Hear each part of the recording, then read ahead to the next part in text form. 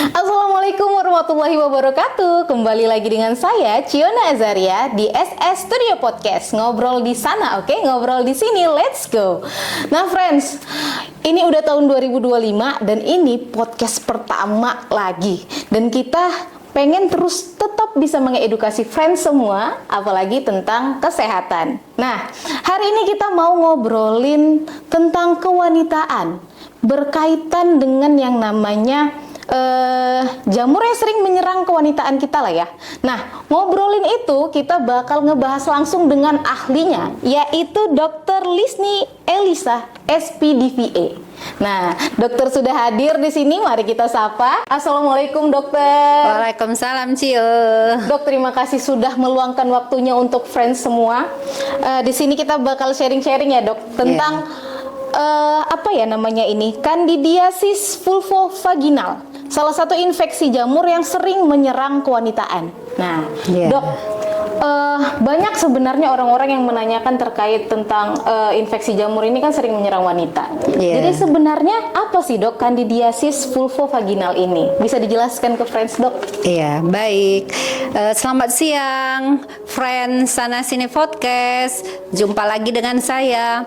Baik ya, kita bicara tentang Candidiasis vulvovaginal. Jadi Candidiasis ini ya udah dari namanya udah tahu ya, infeksi jamur yang disebabkan oleh Candida albicans. Jadi ini dari literaturnya ya, itu hampir 70% wanita itu terkena infeksi ini. Jadi kalau misalnya dalam 10 orang ada kumpul wanita, berarti 7-nya itu ya pasti terkenalah itu infeksi Candidiasis vulvovaginal ini. Jadi kalau dikatakan penyebabnya, ya sebenarnya Candida albicans ini itu penyebabnya jamurnya, nama jamurnya itu merupakan flora normal di dalam alat vagina kita ya. Jadi ada hal-hal tertentu ataupun kita sebut dengan predisposisi ataupun pencetus, dia bisa menyebabkan terjadi tidak ekosistemnya terganggu, jadi tidak sebagai flora normal lagi, melainkan jadi patogen. Dok, berarti kan tadi dokter juga udah bilang kalau misalnya ini sebenarnya jamur ini udah ada di dalam tubuh kita sendiri. Ini bagian dari tubuh kita ya dok ya. Jadi sebenarnya gejalanya itu apa dok? Gimana gejalanya biar kita bisa membedakan, oh aku kayaknya mirip-mirip deh ini gejalanya gitu. Bisa dijelasin ya dok? Iya, jadi memang yang paling sering mungkin lebih ya orang awam tahu itu keputihan. Tapi keputihannya ini ya tentu berkepanjangan karena ada yang memang istilahnya normal aja kalau ada keputihan, tapi nanti ada yang tidak normalnya. Nah, Candidiasis ini merupakan yang tidak normalnya. Jadi pertama ada keputihan ya, yang lama, panjang waktunya, kemudian atau sering berulang, kemudian sakit ya, buang air kecil, merasa nyeri, dan dari teksturnya ya, keputihan itu lebih kental dan berwarna dari bisa kekuningan, kehijauan atau kecoklatan. Kemudian juga nyeri di bawah perut bagian bawahnya atau atas simfisis, dan juga atau nyeri panggul.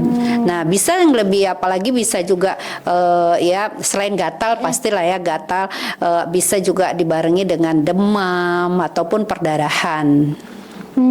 Dok, kalau misalnya kita tadi udah bahas gejalanya, kira-kira sebenarnya faktor resiko orang-orang yang seperti apa yang dominan bakal kena gitu dok? Iya, jadi itulah tadi terkait dengan juga tadi yang dokter sebut faktor predisposisinya atau pencetusnya. Pertama, orang yang menderita sakit gula ya, diabetes mellitus, jadi yang tidak terkontrol. Nah itu apa saja flora normal yang terutama ya untuk jamur ini akan mudah lebih banyak ya berkembang. Kemudian orang yang dengan imunokompromis, misalnya dengan penyakit-penyakit yang daya tahan tubuhnya lemah, jadi seperti orang sakit kanker ya. Kemudian orang yang juga mendapat terapi yang seperti radioterapi atau terapi kemoterapi. Nah, juga penyakit autoimun. Nah, itu semua membuat ya lebih cepat untuk terjadinya. Berarti jika kita punya penyakit bawaan komorbid lah ya, Iya. yang mengalami autoimun tadi, diabetes, besar Iya. kemungkinan Lebih mudah untuk mengalami terjadi. itu ya dok ya. Kira-kira dok untuk mencegahnya lah dok ya, itu gimana caranya dok supaya kita nggak kena itu? Iya, mencegah ya. Jadi memang ini terkait dengan gaya ya, trends kita ya. Jadi trends apalagi wanita-wanita sekarang dengan gaya model ya, pakaian suka ketat ya. Itu kita wanita ini ya kalau bisa jangan memakai pakaian yang ketat, celana yang ketat seperti tadi yang jeans ataupun legging yang terlalu ketat. Nah, itu akan melembabkan, akan mudah untuk terjadinya kandidiasis ini. Soalnya celana jeans itu kayak apa namanya, pakaian kebangsaan kita nongkrong. Gitu. Di mana-mana nge-gym ya. Ya itu ya salah satunya ya. Kemudian ya mungkin perilaku seks juga ya. Perilaku seks yang ganti-ganti pasangan. Nah, itu juga memudahkan untuk terjadinya kandidiasis nih. Jadi kita bicara sedikit penyakit IMS, infeksi menular seksual. Jadi kandidiasis ini salah satu penyakit yang menular secara seksual juga. Oh, berarti infeksi jamur ini termasuk penyakit menular seksual ya dok? Iya, ya? termasuk. Bukan hanya bisa menularkan ke perempuan, tapi laki-laki juga dok? Iya, jadi mungkin satu lagi saya tambahkan terkait kemarin kita bulan Desember kan baru memperingati Hari HIV sedunia ya. Jadi orang yang dengan kandidiasis ini lebih mudah untuk terjadi HIV. Ya 50% lebih cepat untuk terjadi infeksi dia dibanding yang tidak ya, pintu masuknya jadinya untuk terjadi HIV. Agak ini juga ya dok, worry. Terkadang kan kita perempuan ini juga karena memang itu tadi dok, nggak bisa membedakan mana yang keputihan normal, mana yang ternyata kayaknya aku harus periksa. Kadang kita bilang mau memperhatikan warna pun emang agak kurang mampu untuk memperhatikan warnanya. Kadang memang keruh standar ini keruhnya normal atau enggak gitu ya dok ya. Makanya kita kayaknya lebih perlu konsul langsung ya ke dokter ya. Itu lebih baik sih. Benar, daripada nebak-nebak ya dok. Banyak juga sekarang orang-orang yang suka self diagnose gitu ya dok ya. Dia baca dari YouTube, Google, langsung kayaknya aku begini deh. Tapi daripada begitu langsung konsul aja ke dokter Lis nih guys. Jangan nebak-nebak sendiri. Jadi dok, kita udah tahu cegahnya itu begitu. Kira-kira tips apa yang bisa dokter kasih untuk para friends wanita di luar sana yang namanya kita perempuan saat ini udah aktif banget ya dok ya, banyak kegiatannya.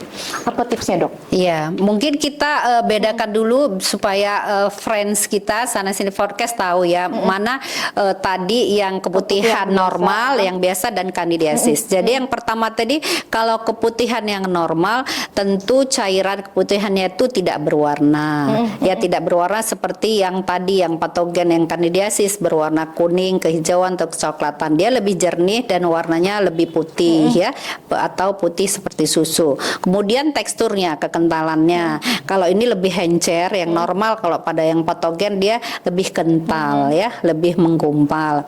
Kemudian tentunya tidak gatal, pada yang normal yang ini gatal dan tidak ada nyeri buang air kecil, yang di patogen nyeri, dan kemudian tentu tidak ada nyeri panggul, nyeri di atas simpisis. Nah ini ada nyeri. Kadang-kadang juga pada yang patogen bisa berdarah, apalagi setelah melakukan bisa hubungan seksual bisa berdarah.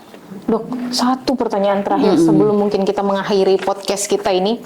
Jadi sebenarnya gimana infeksi kandidiasis ini berdampak pada kesehatan reproduksi wanita? Apakah nih, mana tahu nih kita sebagai istri terkadang tanpa kita sadari mungkin bukan ganti-ganti pasangan ya, tapi mungkin kita mengalami itu, entah karena gaya hidup kita pakai celana ketat tadi, pakaian dalam yang super ketat karena memang mungkin suami belum beliin yang baru gitu ya. Jadi apakah itu berdampak dengan hubungan seksual kita dengan pasangan dok gitu? Oh ya jelas ya. Ya pertama kalau berbau pasti udah nggak enak kan. Suasana itu membuat jadi tidak berminat lagi atau tidak ini ya untuk melakukan. Yang kedua itu yang lebih ini lagi, karena itu membuat dia susah untuk bisa punya anak. Karena dia dalam keadaan infeksi, spermanya bisa mati karena Terhambat pH-nya kan sudah lebih tidak normal ya, jadi tidak lebih asam ya, jadi spermanya nggak mati, jadi bisa menyebabkan mati ya, jadi bisa menyebabkan susah untuk hamil ya, untuk punya anak ya, lebih ke situ sih. Nah, friends, jadi kita sebagai perempuan memang sudah harus memastikan bahwa kebersihan diri kita sendiri nih, biar kita aman dari segala infeksi-infeksi penyakit kelamin. Jangan ganti-ganti pasangan gitu ya. Terus jaga kebersihan, ganti pakaian dalam itu rutin gitu, biar nggak lembab-lembab gitu ya.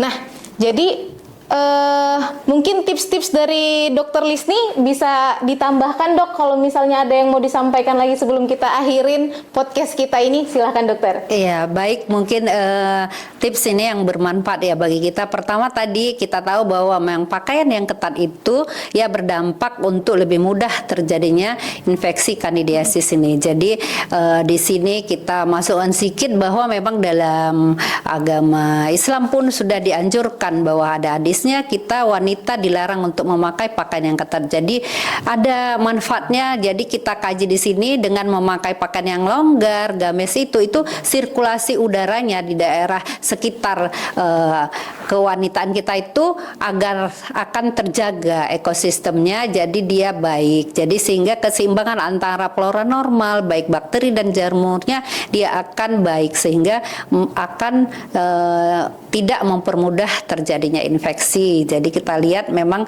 manfaatnya memakai gamis dan pakaian longgar ini ya tidak hanya pada wanita ya, pada pria juga. Kalau kita lihat misalnya di Arab itu kan pakai gamis dengan celana yang longgar. Nah, itu juga berdampak terhadap alat vitalnya, jadi akan lebih baik untuk reproduksi kelelakiannya. Mengurangi tekanan gitu ya, Dok ya. Panas, tekanan, karena itu mempengaruhi. Selain itu perlu juga ya bagi friends semua, terutama wanita, untuk tidak membiasakan diri memakai alat-alat pembersih kewanitaan, juga pentiliner, karena di dalam itu alat-alat seperti sabun, vagina, ya itu pasti ada zat-zat yang seperti pengawet ya, pewangi ataupun pewarna yang tidak baik bagi alat kewanitaan kita. Jadi memudahkan untuk terjadinya hal-hal yang tidak diinginkan seperti ini. Nah, friends, kalau misalnya kamu ngerasain ada gejala-gejala yang udah dijelaskan sama dokter tadi,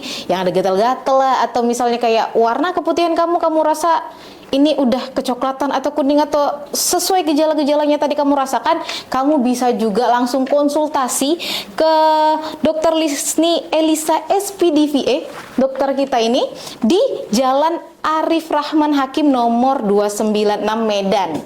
Selain itu, dokter juga punya keseharian di Rumah Sakit RSJ Prof. Dr. M. Ildam ya, Dok? Iya, Ildam. Iya. Nah, itu memang agak di daerah Jamin Ginting ya, Dok ya? Masuk ke dalam. Tuntungan. Nah, Tuntungan. Jadi kalau kamu rumahnya ternyata lebih dekat ke rumah sakit, silakan ketemu dokter di rumah sakit. Kalau kamu rasanya lebih enak jumpa di prakteknya langsung, silakan ke Jalan AR Rahman Hakim. Luar biasa sekali tips dari dokter hari ini, Dok. Terima kasih atas ilmunya ya, Dok ya. Iya. Mungkin nanti friends juga bisa lihat video yang lain yang kita ngobrol juga sama Dokter Lisni. Pastinya tetap tentang kesehatan kulit dan kelamin.